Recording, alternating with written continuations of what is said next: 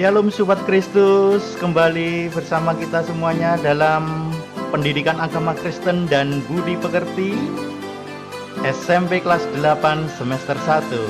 Baiklah, sebelum mulai kalian berdoa dahulu ya, pastinya dalam nama Tuhan Yesus Kristus. Baiklah, pada kesempatan hari ini kita akan belajar dengan tema Roh Kudus penopang hidup orang beriman, yaitu di bab 5. Kemudian dengan tujuan pembelajaran 1. Menghayati peran Roh Kudus dalam proses hidup beriman. 2. Mempraktikkan sikap hidup beriman yang dipimpin oleh Roh Kudus. Kita akan dasari di dalam firman Tuhan, Kisah Para Rasul 1 ayat 8 dalam terjemahan baru. Tetapi kamu akan menerima kuasa kalau Roh Kudus turun ke atas kamu, dan kamu akan menjadi saksiku di Yerusalem dan di seluruh Yudea dan Samaria dan sampai ke ujung bumi. Selanjutnya kita akan belajar tentang siapakah Roh Kudus.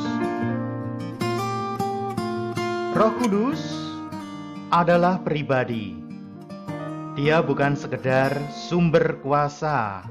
Yang kedua, Roh Kudus adalah Allah, oknum dari Allah Tritunggal, di mana Allah Tritunggal adalah Allah Bapa, Putra, dan Roh Kudus. Dan yang ketiga adalah Roh Kudus diam di dalam kita. Seperti firman Tuhan dalam 1 Korintus pasal 6 ayat 19 ya, tubuh kita adalah baitnya untuk memuliakannya. Roh Kudus tinggal di dalam hati kita. Roh Kudus dalam bahasa Yunani disebut Parakletos, yang artinya dipanggil untuk menolong dan menasehati. Baiklah, selanjutnya kita akan belajar karya Roh Kudus.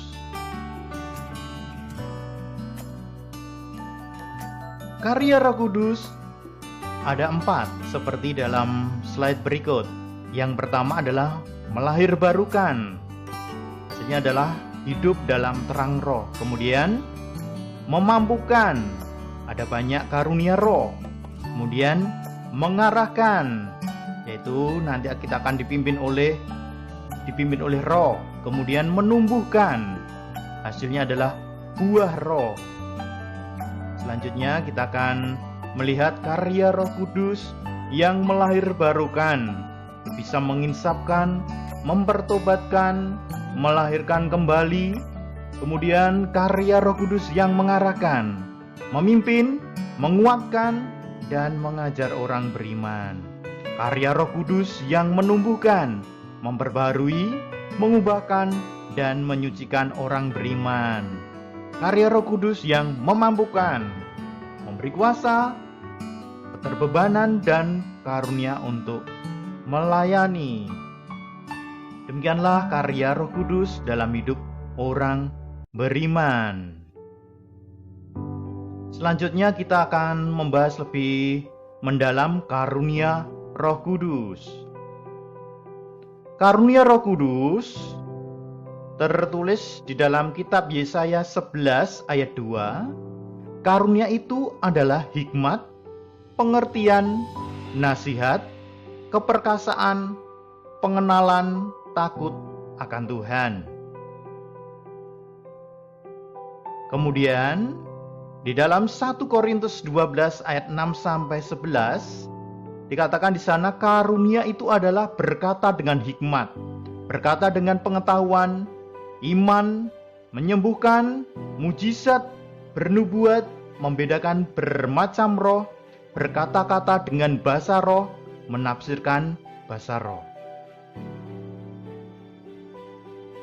Teman-teman yang terkasih, kita akan membaca janji Tuhan Yesus sebelum Dia naik ke surga, yang terambil di dalam Yohanes 14 ayat 26 dalam terjemahan baru.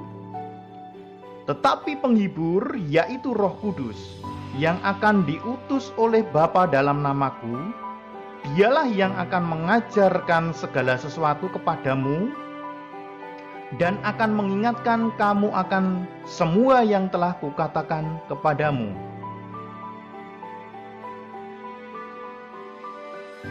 Nah, peran Roh Kudus di gereja dan umat.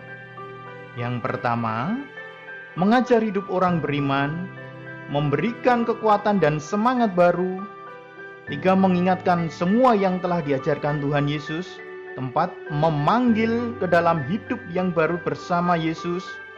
5, memperbarui akal budi sehingga serupa dengan Kristus. Demikianlah pembelajaran hari ini. Roh Kudus sebagai penopang hidup orang beriman.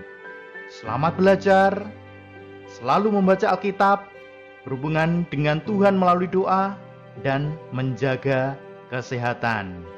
Sekian pembelajaran kita. Tuhan Yesus memberkati kita semua. Amin.